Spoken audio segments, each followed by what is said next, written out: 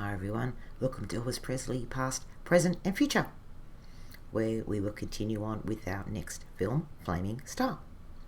But before I get into that, I want to talk about the Memphis mafia today. The group of guys that Elvis had with him as his companions and friends. Who were they? Where did they come from? How did they get to be with Elvis? So I thought, as the Memphis Mafia are in a lot of the movie scenes with Elvis, we'd get to know a little bit about them, where they came from, and just find out where they actually fit into Elvis's life. A nice story that I did read and do know about the Memphis Mafia was not all of them were in the movie with Elvis at the one time. I mean, there was some that were in Flaming Star, there were some that were in GI Blues, there were some that were in Blue Hawaii, etc.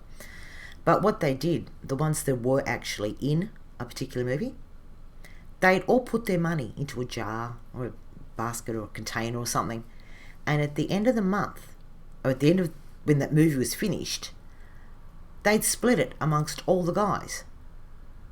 And then the next movie that was made, there'd be other members of the Memphis Mafia in that movie, and they'd do the same thing. They'd put the money they earned in this little collection jar, whatever it was, and when the movie was finished, they split it amongst all the guys. So every single Memphis Mafia member, in the movie or not, all got money from the movie, which I thought was a nice thing for the guys to do. Anyway, let's get into it and find out who this Memphis Mafia are. May 6, 1960, Elvis called Priscilla in Germany, and for the first time he was dissatisfied with the songs that he was being asked to sing, especially complaining about the soundtrack for his new film, Blue Hawaii. May 12, the Welcome Home Elvis special aired on ABC. May 28, Elvis visits Vegas, and his entourage, for the first time, is dubbed the Memphis Mafia. So exactly who were Elvis's Memphis Mafia? Who were they? Where did they come from? The group of friends around Elvis became known as the Memphis Mafia. A newspaper reporter tagged the group with this name during the time Elvis asked them to wear dark mohair suits to give them a respectable appearance. The guys never objected to the name. Elvis thought it was quite funny. Among themselves, they referred to each other as the guys. Elvis preferred men around him who were loyal, trustworthy, and differential. Family members and friends of his youth were very important to him. For the first time in his life, he had a group of male friends to pal around with, and he relished being the leader of the pack. The group began with Elvis's first cousins, Junior and Gene Smith, who accompanied Elvis everywhere. Gene Smith was the son of Gladys's sister Laval and her husband William. Elvis and Gene grew up together and had a close friendship. In the early days, Elvis would turn to Gene for a travelling companion. Gene went everywhere with Elvis. Gene was probably the closest to Elvis for the first few years. In 1962, Gene and Elvis had a misunderstanding and parted company. But later years, Gene would often visit Graceland. Gene died of heart failure on March 2, 1999, aged 64.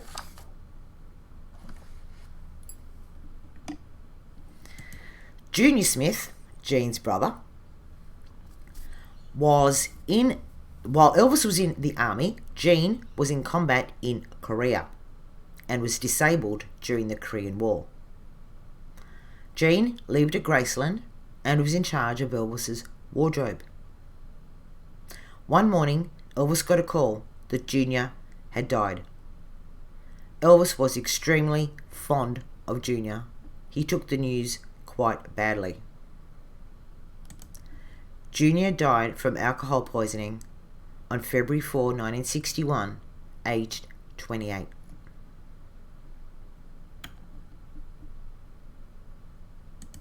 Billy Smith was Elvis's first cousin, the son of Gladys Presley's oldest brother, Travis. Billy was 8 years younger than Elvis and grew up with him in Tupelo. Billy's family also went with the Presleys when they first moved to Memphis. Billy was Elvis's favourite. When Elvis bought Graceland, Billy's family also moved in, and his father Travis worked for Elvis as the first gate guard. When Billy was old enough, he started working with the Memphis mafia team. Elvis would often say he wanted to be sure that Billy grew up to be a good man. Elvis was not disappointed. Billy was Elvis's constant companion, and his affection and loyalty was obvious right till the end of Elvis's life. Once married, Billy and his wife Jo lived behind the main Graceland house, except for a few years when Billy worked on the railroad.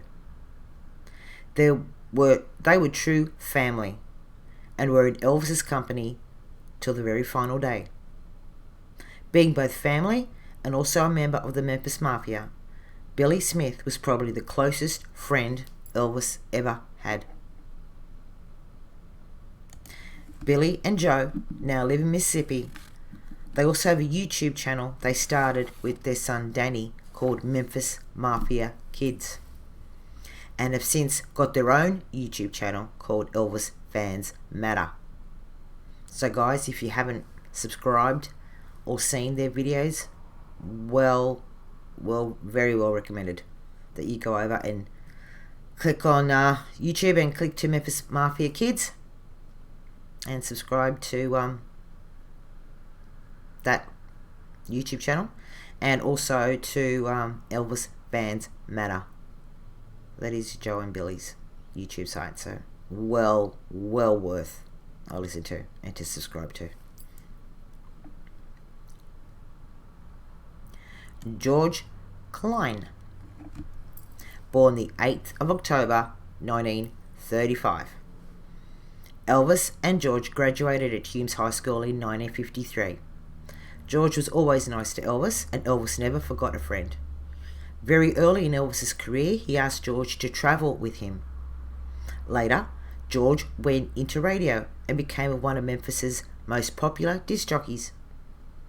George remained very close to Elvis until the end. Elvis once said, "George will be my friend forever." George Klein died 5th of February 2019, aged 83.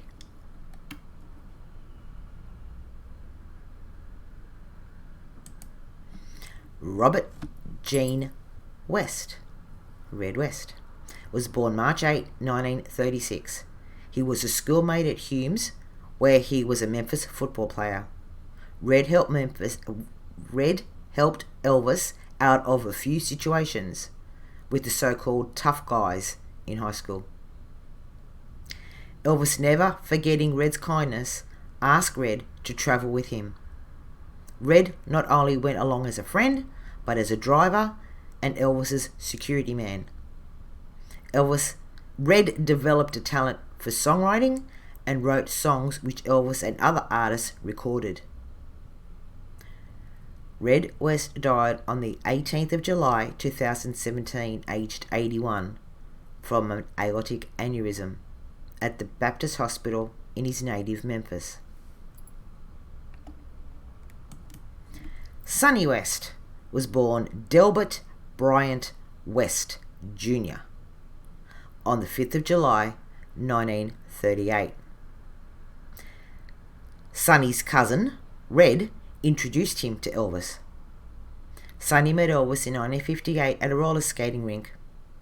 After discharge from the US Air Force as an Airman 3rd Class E2, West, working as a washer and dryer repairman, went to work for Elvis as a bodyguard from 1960 to 1976. In April 2012, he was diagnosed with stage 4 cancer of the tonsils, which was successfully treated, but later reoccurred. He later also suffered from lung cancer, heart trouble and pneumonia. He was hospitalized in October 2016 and remained there until he died 7 months later on May 24, 2017. He was 2 months shy of his 79th birthday.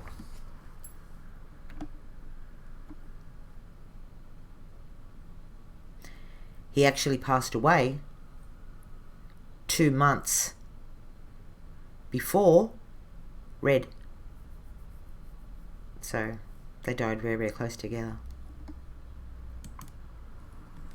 Lamar Fike was born in 1935 in Cleveland, Mississippi. Fike spent much of his boyhood in the small town of Mart, close to Waco in Texas, before his family moved, as Elvis did, to Memphis, Tennessee, to seek work when he was a teenager. Elvis and Lamar first met in 1954 at Sun Studios. 19-year-old Fike was learning how to be a disc jockey under the instruction of George Klein. Sam Phillips introduced Lamar to Elvis. With the exception of George Klein and Red West, Lamar Fike knew Elvis the longest. He worked lighting while Elvis appeared in Vegas and took care of Elvis's transportation needs. Lamar was also very close to Elvis's mother. Elvis and Lamar got along with one another. They had their jokes, they got mad at one another a lot, but the madness would last at the most a day and a half. Then they would be back to being friends again. One of Lamar's most revealing interviews was with the presenter Larry King, who asked him what Elvis was like to work with. Lamar said at times very difficult, but most of the time he was a lot of fun. Fike told him when he got hard-nosed, you knew he was there. He could make it very hard on you. We used to just fight all the time, and I always lost. I got fired about 500 times, but that's all a part of it. Lamar left Elvis in 1962 and became road manager for Brenda Lee for a while. Later he became manager of the Nashville office of Hill and Range Music. Then he returned to work for Elvis, and at the same time he became manager of 2 country singers. Lamar was with Elvis until the end. Lamar was hospitalized in October 2000 for lymphoma.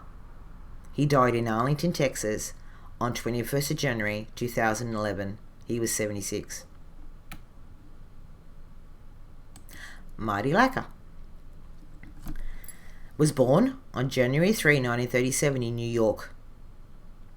He went to the last year of high school at Humes with Elvis and Red. He was co-best man at Elvis's wedding. He was also the foreman of the Memphis mafia for a number of years. He was Elvis's right-hand man as well. He was solely responsible for the Memphis City Council to rename Highway 51 that runs in front of Graceland Elvis Presley Boulevard in late 1971. He was responsible for Elvis recording at American Studios in 1969 that basically brought Elvis back to the top of the charts. He was close to Elvis from 1957 until the end. Marty died after suffering from kidney failure. On February 13, 2017, he was 80. Marty's daughter, Sherry Lacker, also has her own YouTube channel as well, called the Memphis Mafia. So subscribe to that one too. Lots of stories about the Memphis Mafia and Sherry's memories, so that is also a site to get your Elvis fix and Elvis information from. So subscribe to Sherry Lacker's site as well. That's Memphis Mafia. Alan Fortis was born on the 6th of April 1936. He began working for Elvis just before he went into the army and continued with Elvis after his discharge. Alan was in charge of transportation before becoming foreman of the Circle G Ranch in Mississippi. He remained there until the ranch was sold. In 1968, Alan left the group, but he and Elvis remained close friends. Alan was vice president of Cartier & Co. Incorporated, an investment company where he had worked since 1979. He was the nephew of the late Supreme Court Judge Abe Fortas. Allen died from cancer on September 23, 1992, aged 56. Joe Esposito. Diamond Joe. Joseph Carmine Esposito was born in Chicago on January 22, 1938. Elvis met Joe while in the army. Elvis asked Joe to work for him when they were discharged. Joe would soon become foreman of the guys, as well as working the books, paid personal bills, coordinated activities between Elvis and Colonel Parker's office. Joe was Elvis's right-hand man until he left for a brief time in 1964. When Joe returned, the duties and responsibilities were also shared with Marty Lacker. Marty and Joe also shared the joy and honour of being Elvis's best man when he was married. After Elvis's death in 1977, Joe went to work for Jerry Weintraub, becoming the road manager for Michael Jackson, the Bee Gees, Karen Carpenter, and John Denver. Joe died on November 23, 2016, after a year of declining health. He died from complications of dementia. He was 78. Everybody's favourite, Charlie Hodge. Charlie Hodge was born Charles Franklin Hodge on December 14, 1934, in Decatur, Alabama. Hodge began his musical career at the age of 17 in a gospel quartet. Before Elvis became a national success, he commented to Hodge that he listened to him and his group on the radio. They met again in 1958 at Fort Hood, Texas. The two became friends, and Charlie subsequently became part of Elvis's entourage. Charlie would later be stage manager and a musician of the Elvis Presley show. When Elvis returned to live performances in the 70s, Charlie became his stage help.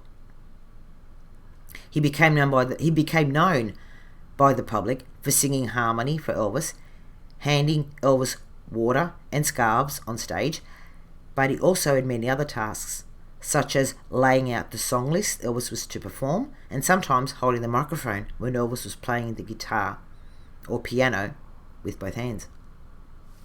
Elvis also put him in charge of presenting songs directly to him that he might want to record or perform. Many were recorded. Music companies contacted Charlie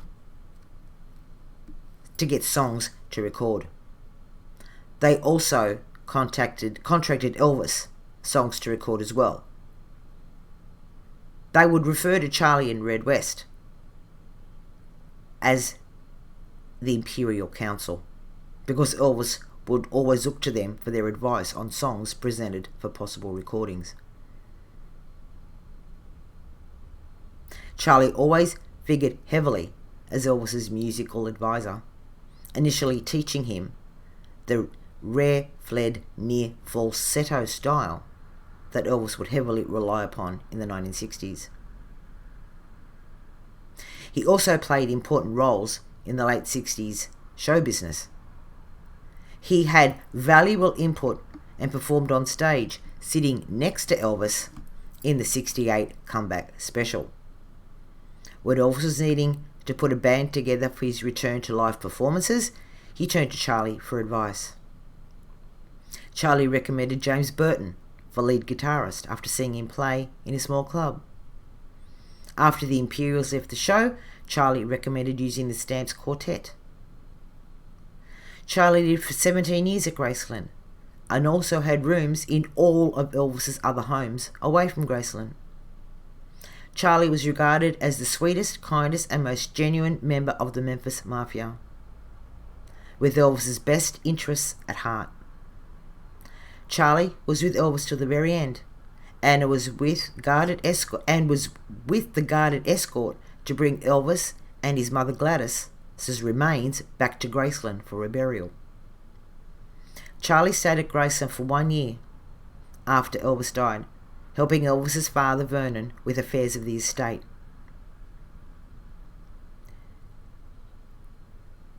Charlie's post-Elvis life and career was subsequently dedicated to Elvis in the early 1980s to 1993.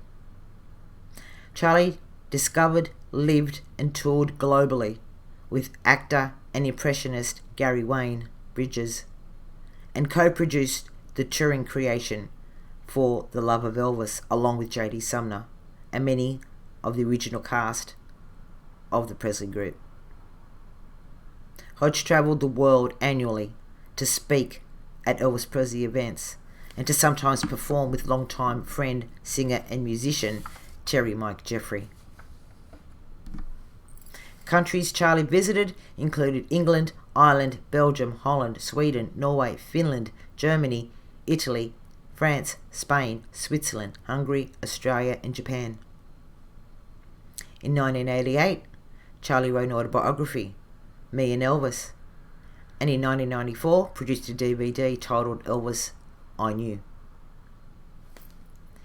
In October 2005, Charlie was diagnosed with lung cancer, but it wasn't made public till much later. He completed treatment and was told the cancer was gone.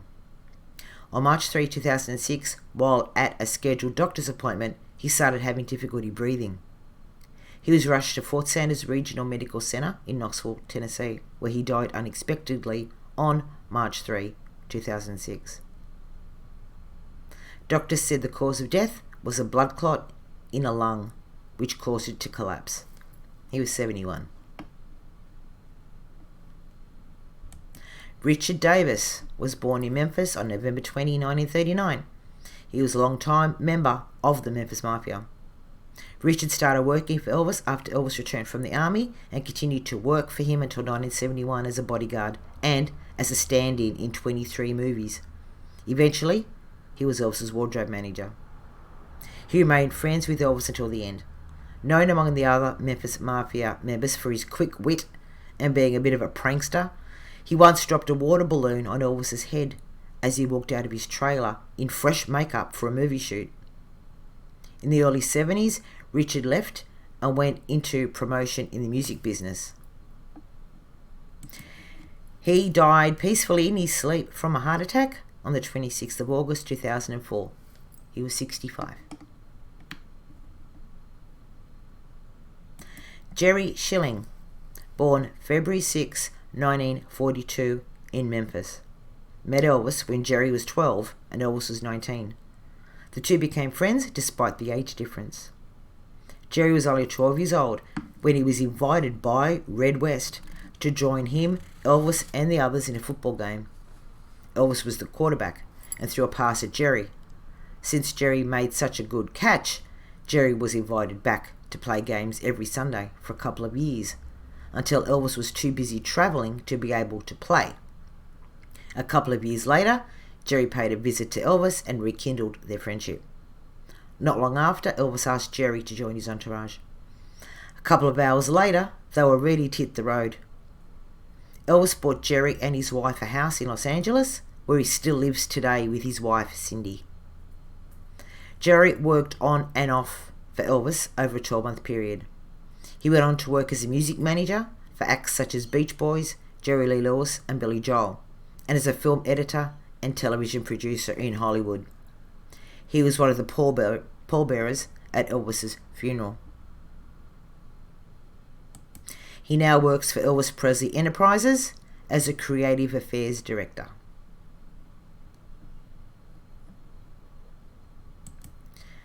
Marvin G.G. Gamble, and that's him in the white shirt, began working for Elvis about 12 months after he married Elvis's favourite female cousin, Patsy Presley. G.G., a happy-go-lucky guy, easily made friends with Elvis. He was in charge of Elvis's wardrobe while he worked with the group. After a few more years on the road, G.G. settled in Memphis with wife Patsy and their 2 children. He was struck down by a vehicle while walking to work in Nashville and succumbed to his injuries soon after. He was 61. Dick Grobe. was a sergeant in the Palm Springs police force. In 1969, Dick began accompanying Elvis as a member of the security force. 3 years later, Dick quit the police force and worked full-time for Elvis. Dick Grove worked as head of security. Dick was with Elvis until the end. Dick passed away on April 22, 2020. Al Strada first came on the scene in 1972. Al Strada first went to work for Elvis in California as a security guard, and later became the singer's personal aide. He would guard the house at night while Priscilla and Lisa Marie were there, and Elvis and the guys were out on the road. Al Strada picked up the phone that morning and yelled out to Joe Esposito to come upstairs with him. Elvis had collapsed. That was August 16, 1977, which we'll never forget that date. Dave Hebler was an expert in karate and a teacher when he first met Elvis in 1972. Dave joined Elvis's payroll and became part of the security force. Elvis met Dave when he went into Dave Hebler's martial arts studio in Glendora, California, wearing a turban. Dave made an impression on Elvis quickly, with his Kenpo proficiency and his no-nonsense demeanour. He was given a TCB necklace and invited to join the Memphis Mafia. Dave Hebler is best known to Elvis Presley fans as being Elvis's bodyguard in the mid-70s. As an integral part of Elvis's personal and professional life, his primary responsibility was to the personal safety of Elvis at home, as well as at recording sessions, personal appearance, concert tours, and various recreations. He is also a contributor, along with Red and Sonny West, to the 1977 book Elvis, What Happened. Dave Hebler is also an internationally recognised martial arts self-defense instructor, lecturer, and senior grandmaster and founder of American Kenpo Karate. Since 1977, he has travelled the world as a speaker and self-defense instructor, giving lectures and teaching workshops on self-defense, particularly women and children. In addition, Dave has authored several books, including the recently published booklet Making It Out Alive, Protecting Women and Children from Violence. His newest book, How to Survive Encounters of the Worst Kind. Sam Thompson met Elvis through his sister, Linda. Sam was a former sheriff's deputy in Memphis when he went to work for Elvis as part of his security force. Thompson provided security for Elvis at Graceland and at his other homes in California, on tour including hotel and airport security. From July 1976 until the time of Elvis's death, Sam accompanied Elvis on 10 separate road tours, comprising approximately 130 concert and stage performances. After the split with Linda, Sam continued to work for Elvis and was entrusted the duty of delivering Lisa back to California after she stayed with Elvis. Sam remained until the end. Sam resigned on September 1, 1977, and was the first of the inner circle to leave Graceland following Elvis's death. He later graduated from law school at the University of Memphis, and in 1984 worked briefly for the Beach Boys in security and advanced tour work. Since then, Sam has been a lawyer, an assistant county attorney, a corrections superintendent, a U.S. Justice Department consultant, a college professor, an author, a speaker, a juvenile court and general sessions court judge, and a music industry executive. Sam currently is retired and is living in Las Vegas. There we go. There's the Memphis Mafia. So I hope you all learn a little bit about it and know a bit more about why these guys were with Elvis. The bottom line is, whether we love them or hate them, the Memphis Mafia, a lot of people are around saying they didn't need to be there. They did nothing for Elvis. What did they do for him? Well, it was like this. Elvis wanted those guys around him They wouldn't have been there if we didn't want them there. There are some more than others that did good for Elvis. I mean, they all did good for Elvis. That's not what I mean. They all were there. They all loved Elvis. Some were there for the right reasons. Some were there for the wrong reasons. But they were all there. They all looked after Elvis. He wanted them there, and they were there for him. On the 3rd of July 1960, Elvis's father Vernon married Dee Stanley. She left her husband in 1959, who was stationed in Germany, and she went back to the States. Vernon followed her shortly afterwards. Elvis did not attend the wedding. It is a well-known fact that Elvis had trouble accepting the marriage. He felt it was too soon after the death of Gladys. And to him, his mother was irreplaceable. Elvis and Dee would never become the best of friends. He was, however, happy with his 3 new brothers, Ricky, Billy, and David. Elvis had always wanted a little brother, and now he had 3 all at once. Over the years, they would go on tour with him. On July 21, 1960, Elvis received his first degree black belt in karate. August 1, Elvis begins filming in Hollywood his next movie, Flaming Star. A more dramatic film with almost no singing. Titled The Brothers of Broken Lance at the time, the storyline focused on 2 characters instead of 1. Marlon Brando and Frank Sinatra were offered and accepted the 2 main roles of the Burton brothers. Later, negotiations broke down with both stars, and neither decided to star in the film. When the novel was completed, it was retitled Flaming Lance. While the novel was being adapted to the script, the focus of the film shifted to one brother. Elvis was the only actor offered the role of Pacer Burton. During production, the film went through a number of name changes, including Flaming Heart, Black Star, and Black Heart, before they finally settled on Flaming Star. Elvis plays Pacer, the son of a Kiowa mother and a Texan father, working as a rancher. His family, including a half-brother, Clint, live a typical life on the Texan frontier. Life becomes anything but typical when a nearby tribe of Kiowa begin raiding neighbouring homesteads. Pacer soon finds himself caught between the 2 worlds, part of both, but belonging to neither.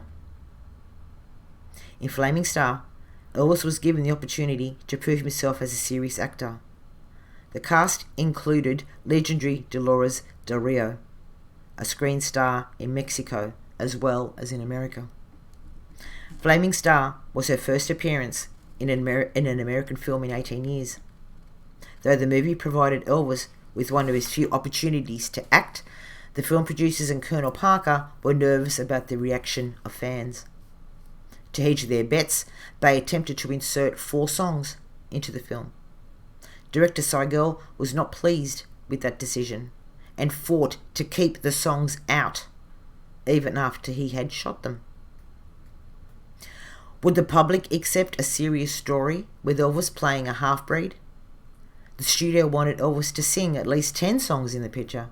Director Seigel couldn't see how Elvis could sing rock songs or any kind of songs after the emotional experiences that were filling the script. He decided to plead with producer Wiesbart for minimal music in the film. There's no question that Elvis can play the part well, admitted Wiesbart, who told Seigel he would try to convince the front office that Elvis's singing needed to be severely limited in this film. To have Pacer sing amongst the death and hate he encounters would have strained the film's credibility. When Pacer is considering whether or not to join the Indians in their battle against the whites, maybe killing people he once thought of as friends, he's not in the mood to sing. No dramatic part ever suited Elvis better. As the ultimate cultural mix of black and white, Elvis would seem to have an understanding of the two worlds that Pacer occupied. Granted, Elvis was not a half-breed, but spiritually he had to understand the pull between the two cultures living together at loggerheads. Elvis did have some Indian blood in him, as his great-great-great-grandmother, Mourning White Dove, was full-blooded Cherokee. Beyond his obvious suitability for such a character, Elvis's line readings and movements were more than competent and much better than his previous acting roles. When he decides to pull a gun on Clint after losing their fight, he clenches his teeth, a gesture that suggests the reactionary nature of Pace's decision. This is not the only place where Elvis shines through in this movie. He is also quite effective when dealing with the trappers who tried to rape his mum. He had great chemistry with Del Rio. The moment where he smiles and pulls his mum to her chest after confronting the trappers is maybe the most emotional moment in the movie. Barbara Eden showed up on the set. There was no question that she would give an excellent performance. Segal noted, but one thing bothered him about her for the role. I felt that her hair should be at least be unkempt. But it was all done with great care and style. Her clothes, which should have been homespun and plain, were expensively tailored. She looked much too well dressed for this frontier town of about 20 people, but at least she was considerably smaller than Elvis. Eden was born on August 23, 1931 in Tucson, Arizona, to Alice Mary Franklin and Hubert Henry Moorhead. She is a descendant of Benjamin Franklin. After her parents' divorce, she and her mother moved to San Francisco, where her mother married Harrison Connor Huffman, a telephone linesman, by whom she had a daughter, Eden's half-sister. The Great Depression deeply affected the family, and they were unable to afford many luxuries. Alice entertained her children with singing. Eden's first public performance was singing in the church choir, where she sang the solos. As a teenager, she sang with local bands for $10 a night in nightclubs. At age 16, she became a member of Actors Equity, and she studied singing at the San Francisco Conservatory of Music and acting with the Elizabeth Holloway School of Theatre. She graduated from Abraham Lincoln High School in San Francisco in the spring class of 1949 and studied theatre for 1 year at City College of San Francisco. As Barbara Hoffman, she was elected Miss San Francisco in 1951, and she also entered a Miss California pageant. Eden began her television career as a semi-regular on The Johnny Carson Show in 1955. She also made featured appearances on shows such as The West Point Story, Highway Patrol, Private Secretary, I Love Lucy, The Millionaire, Target, The Corruptorist, Crossroads, Perry Mason, Gunsmoke, December Bride, etc. She guest starred in 4 episodes of Burke's Law, playing different roles each time. She was an uncredited extra in the movie The Tarnished Angels with Rock Hudson. In partnership with 20th Century Fox Studios, she then starred in the syndicated comedy TV series How to Marry a Millionaire. Bewitched was the number 2 show on television in 1964. And following on its heels in 1965, producer Sidney Sheldon signed Eden to star in his upcoming fantasy sitcom I Dream of Jeannie, that would air on NBC. Eden played Jeannie, a beautiful genie set free from her bottle by astronaut and United States Air Force Captain, later Major, Anthony Tony Nelson, played by Larry Hagman. Eden played this role for 5 years and did 139 episodes. She's been married 3 times. First time to Michael and Sarah, 1958 to 1974. Charles Ferget in 1977 to 1982. And John Eschaltz, 1991 to present day. She had a breakdown following the 2001 death of her only child, Matthew and Sarah, from a drug overdose. She is still living. She is 90 years old. In an interview about Elvis, she said, Elvis, in his acting, immediately became the character. He believed what he was doing, and he had no inhibitions about doing what he believed. He was a delight. He was a lovely guy. He was very well bred by his mother, who had taught him manners. I'd walk on the set and he'd stand up immediately and pull a chair out for me. We laughed and flirted, but it was tame. It was sweet. Years later, I was with my second husband, and we saw him in Vegas. Elvis said to my ex-husband, "How did you ever get with her?" I tried.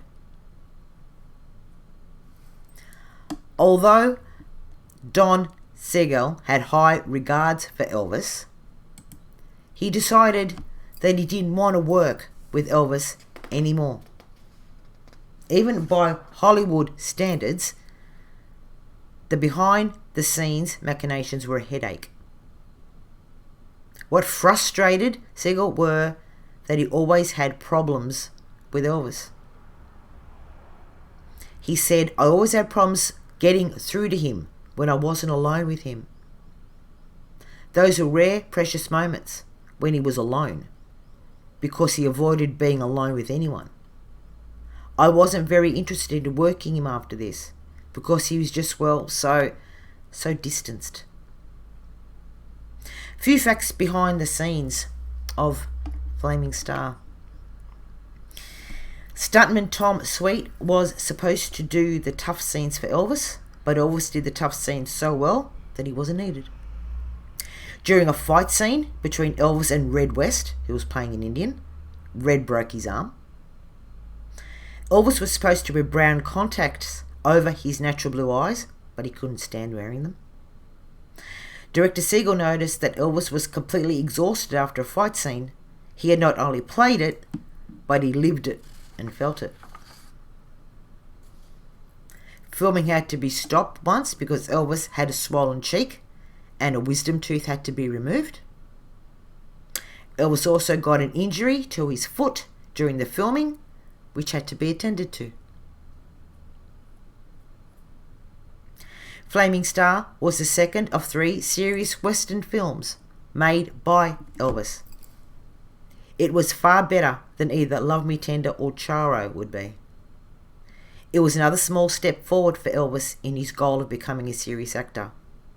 He was only 25 years old at the time and still learning his craft. Elvis never looked better. Lean, tough, and handsome. He was given plenty of opportunity to show off his athletic build while running around shirtless in the film. Physically, he is thoroughly believable, stated Variety. Athletically, he has the body for the part's masculine demands. Elvis initially recorded the title song for his 6th movie on August 8, 1960 at Radio Recorders in Hollywood. When 20th Century Fox changed the movie's name from Black Star to Flaming Star, Elvis had to return to Radio Recorders on October 7, 1960 to record the title tune with the new title. Elvis recorded other songs which were intended for use in Flaming Star: Britches and Summer Kisses Winter Tears. Summer Kisses was dropped also, leaving the title song and Britches as the only 2 songs in the movie. The filming of Flaming Star lasted from August 8 to September 18, 1960. Flaming Star premiered on December 20, 1960 and was released in the US theatres on December 21, 1960. On December 27, Elvis was honoured by the Indians for his portrayal of Pacer Burton and accepted into the Los Angeles Indian tribal culture, a kind of tribal council, and became a blood brother of the members of this association. The movie budget was $1.7 million, but it made only $2 million, so only a profit of $300,000. Unconcerned with the business aspect of his career, Elvis was pleased with Flaming Star and happy with his performance. While all producers are interested in is making a good movie, their perspective is financial, and the box office for Flaming Star was comparatively paltry. Although Flaming Star was a step forward creatively, the fact is that it opened in theatres only 4 weeks after GI Blues, and allowed executives as well as Colonel Parker to compare the box office successes of the two movies side by side. But Elvis was eager to start work on another well-written drama while in the country. In fact, the character in the new movie was more layered, more complex, and Elvis turned in another committed performance. The movie was already well into production by the time Parker and the Paramount executives were able to assess the box office GI Blues was over Flaming Star. They decided they would wait and see how Elvis's next drama would fare at the box office before deciding how to proceed. Don Siegel realised from his experiences with Flaming Star that Elvis's chance of being a serious actor was doomed. He later told Rolling Stone magazine, "I found Elvis sensitive and very good, with the exception that he was very unsure of himself. He felt he could have done things better, and he could have done better things. And his advisors, namely the Colonel, were very much against doing this kind of straight role. They tried to get him to sing throughout the picture. Obviously, they did not want him to get off the winning horse." This film is a sad statement of what might have been. We glimpse the natural dramatic talent that was never allowed to blossom. There would be no From Here to Eternity for Elvis as there was for Sinatra. Contracts later forced him into musical comedy roles that he grew to hate. He was told, "You will do these movies with this starlet or that starlet, sing this bad music with ducks or cows in the background, play a race car driver, the speedboat driver, the motorcycle racer, or you won't work at all." The terribly sad thing is that if this part of Elvis's talent had been cultivated, if his musical career had been kept separate from his dramatic acting career, perhaps his life would have travelled a very different road. It is a horrible thing to know that you have talent and want to be able to use that talent, but be forced to waste it. This was something that gnawed at Elvis until the end of his life.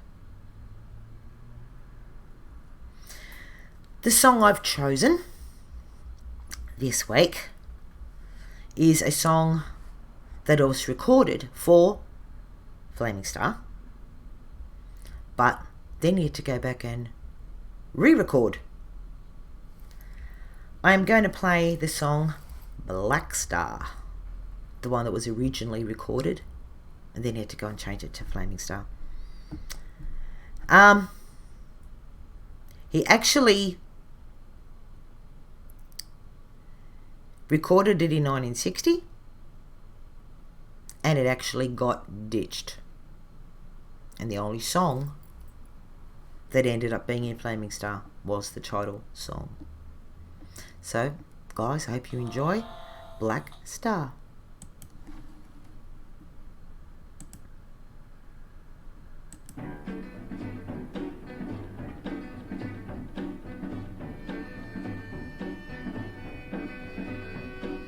Every man has a black star over his shoulder. And when a man sees his black star, he knows his time has come. Black star, don't shine on me, black star. Black star, keep behind me, black star. There's a lot of living I gotta do. That is the scene where he pulls the knife on Clint. And you probably saw too that then the scene before, when he's having the fight, that was Red West he was fighting with, and that was the scene that Red West broke his arm with. So, interesting. I like this film clip. I know it's dark, guys. I've had to put the filter over it again because of copyright purposes. But I like this clip actually showing pictures of Flaming Star.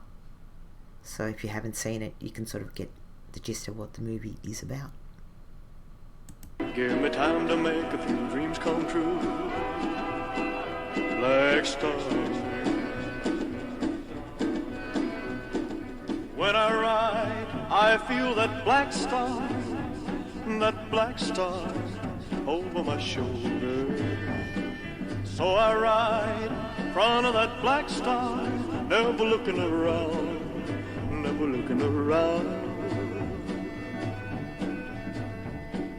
Black star, don't shine on me, black star.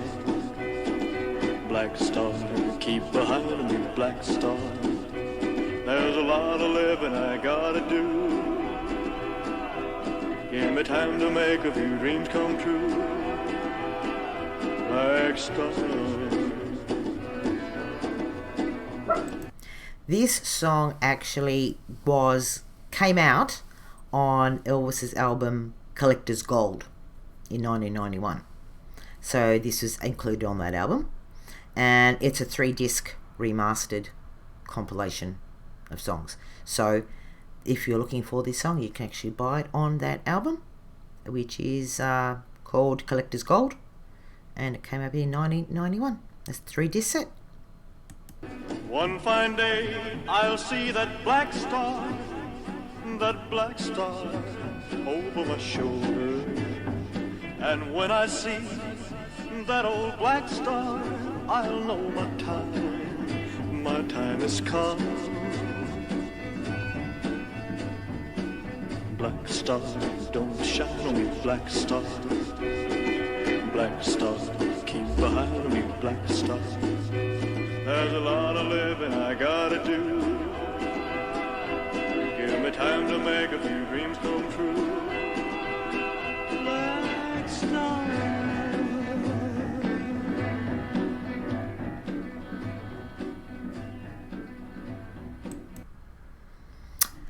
Hope you enjoyed that Black Star version of Flaming Star, which it turned into. Hope you enjoyed this episode, guys. Don't forget to like, subscribe, put your comments down below. Let me know what you're thinking of this movie series. And we will see you next week. You all take care, be good, and we'll see you for our next episode. Bye.